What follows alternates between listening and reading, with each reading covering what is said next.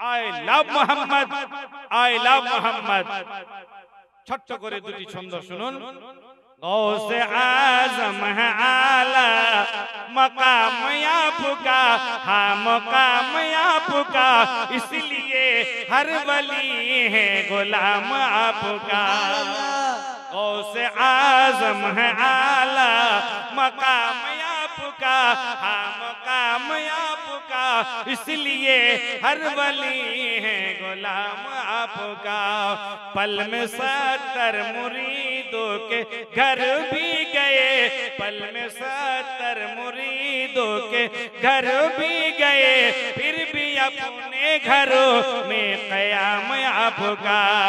गौसे आज़म है आला मुकाम आपका, हाँ मुकाम आपका, इसलिए हर वली है गुलाम आपका।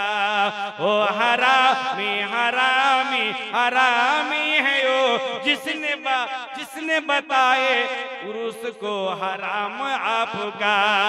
गौसे आज़म है आला मुकाम आपका, हाँ मुकाम आपका, इसलिए हर वली है गुलाम आपका। অনেকক্ষণ হয়ে গেল, আপনাদেরকে বিরক্ত করলাম। আমার পরে পরে বক্তা, খুব সুন্দর বক্তা, বীরভূম থেকে আগত, তিনার বক্তব্য আপনাদেরকে শুনতে হবে। আমার বলাতে হয়তো ভুল হতে পারে, আপনার শোনাতেও ভুল হতে পারে।